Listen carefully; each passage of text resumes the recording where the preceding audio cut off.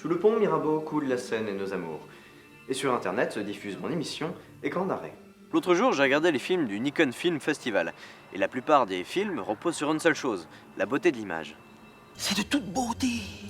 Pour le CNRTL, l'esthétique c'est le beau, son étude, sa recherche et ses critères. À l'écran, le beau peut prendre beaucoup de formes.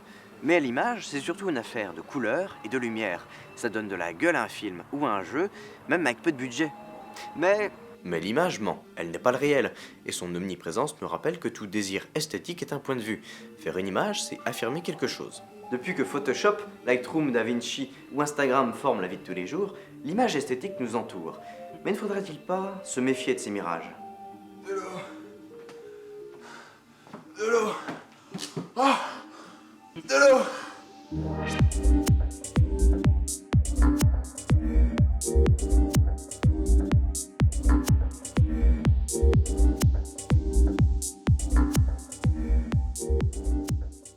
À l'écran, l'esthétique c'est l'image, le son, le montage, le décor, les motifs, bref tout ce qui demande un esprit créatif. Pour ne pas me noyer dans l'océan de mon sujet, je vais parler d'art, mais surtout de vidéo, mais surtout d'esthétique, mais surtout de lumière et de couleur, c'est-à-dire d'image. La lumière, c'est une onde électromagnétique, et selon sa longueur d'onde, l'œil va percevoir telle ou telle couleur. Il y a au fond de notre œil des bâtonnets qui perçoivent la luminosité et les formes. Il y a aussi des cônes qui perçoivent la couleur rouge, verte ou bleue. L'œil envoie l'information au cerveau qui crée une image. L'image, ça n'est pas la réalité. Même dans notre cerveau, c'est une création que notre œil va faire pour nous donner à voir. Manipuler l'image, c'est donc manipuler la perception que l'on a du monde.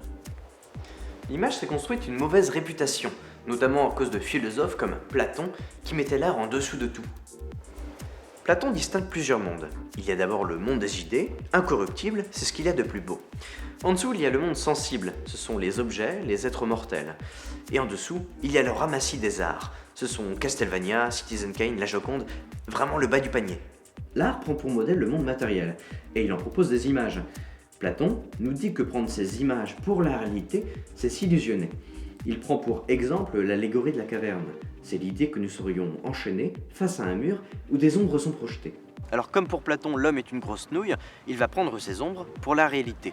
Alors que la philosophie nous amène vers la lumière, c'est-à-dire la vérité. L'esthétique visuelle consiste à rendre ces ombres attirantes, à manipuler et donc mentir. La photographie, c'est la vérité. Et le cinéma, c'est 24 fois la vérité par seconde. Prenez par exemple une petite vidéo bien faite où un narrateur énonce des vérités. Il y a des petits bruitages, des petites musiques, des petits croquis.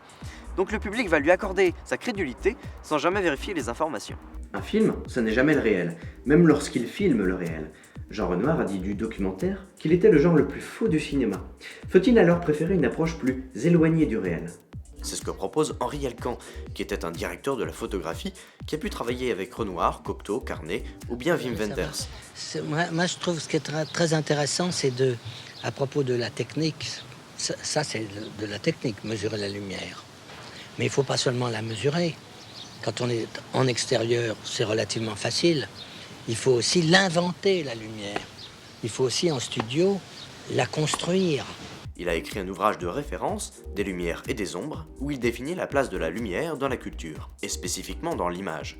Ce titre fait d'ailleurs clairement penser aux ombres de la caverne. Alain Robbe-Grillet, préfaçant cet ouvrage, écrit ceci.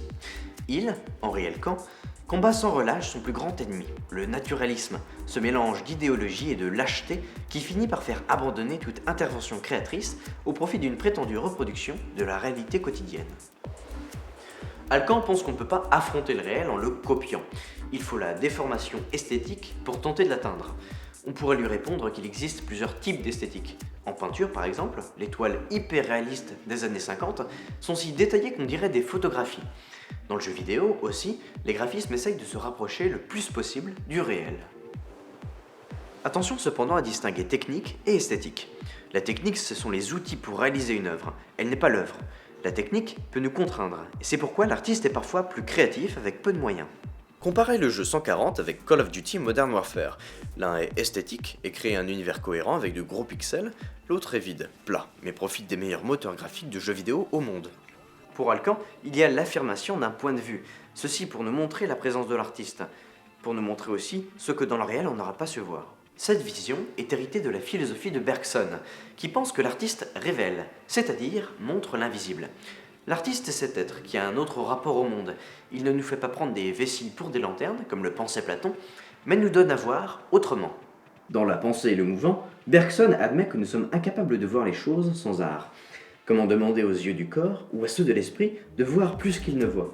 Et c'est ce que nous dit Adèle Van Dret de Bergson dans l'émission Les Nouveaux Chemins de la Connaissance d'avril 2015. Ici, l'art semble pallier l'insuffisance finalement de l'homme. L'art serait une façon de substituer, ou plutôt d'essayer de combler un manque, un écart entre l'homme et le monde, et sinon il y aurait une espèce d'harmonie à l'unisson, nous dit-il, ce qui donne à l'art une fonction un peu plus importante que celle d'une simple métaphore. Ce terme de fonction de l'art ferait frémir des artistes. Pour certains, l'art est spontané, c'est un cri, et le discours qu'il porte est parfois involontaire. Il ne s'impose alors pas de fonction. Pour Alcan, sa fonction consiste à éclairer, c'est-à-dire donner à voir, c'est-à-dire donner à penser, et aussi à émouvoir. Tout son livre est une étude de ces deux fonctions. Quels effets la lumière a-t-elle sur l'homme? Alcan dédie une partie à l'utilisation spécifique de la lumière pour un but esthétisant. L'effet esthétisant est arbitraire.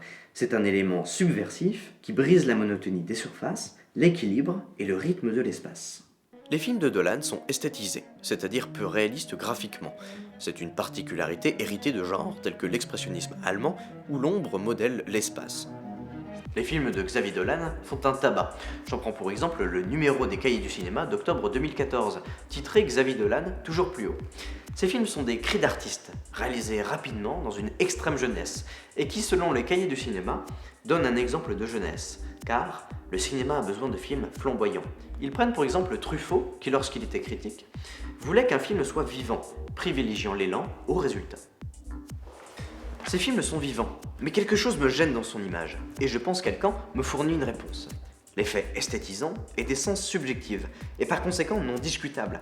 Il implique une certaine vision picturale, dans la forme et dans l'esprit de l'image. C'est non discutable, c'est bien qu'il y a quelque chose de particulier qui traduit la subjectivité, et qui n'appelle pas au débat. Le livre d'Alcan est très marqué par le cinéma noir et blanc. Il peint donc plus un portrait de la lumière que de la couleur.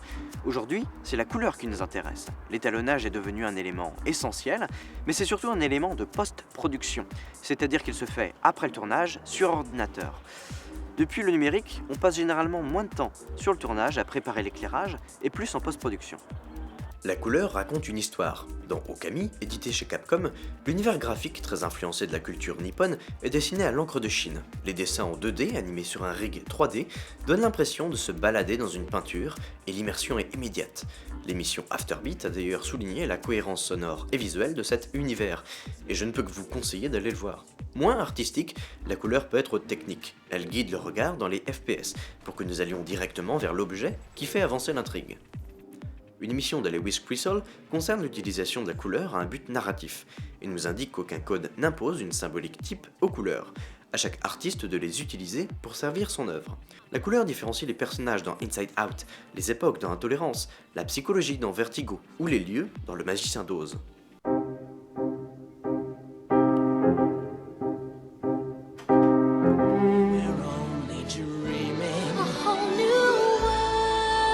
La colorimétrie permet de faire varier la teinte, c'est ce qu'on appelle couramment la couleur, mais aussi la saturation et la luminosité, c'est-à-dire son intensité, si elle tend plus au blanc ou au noir. Lewis Crystal distingue deux tendances dans l'utilisation de la couleur, l'équilibre ou le désaccord des tons. Les films récents jouent plus facilement sur la composition hétéroclite des tons. Adding balance to the image means that nothing disrupts the flow of colour, and here we're seeing how colour affects the film's tone. Passé à l'ère numérique, l'esthétique visuelle n'est plus faite d'ombre, mais de pixels. Mais ces pixels, ils sont partout, tout autour de nous, et j'ai l'impression qu'ils nous font violence. Car une certaine tendance abuse de l'image esthétique à outrance, et ceci sans chercher un autre univers, et ni pour coller au réel avec naturalisme. C'est un axe médian, celui de l'ère Instagram. La caméra pose sur le quotidien un regard de fiction. C'est très élégant, mais je déteste ça, parce que je trouve que ça ne révèle rien, si ce n'est de la part du cinéaste, son avis sur sa vie. On dit souvent à chacun ses goûts, et je n'impose à personne ma vision. Mais on m'a aussi appris que quand on n'aime pas, on goûte quand même. Et j'ai peut-être à apprendre de cette tendance. Je pense que cette tendance très subjective se base sur le goût personnel, qui limite l'esthétique.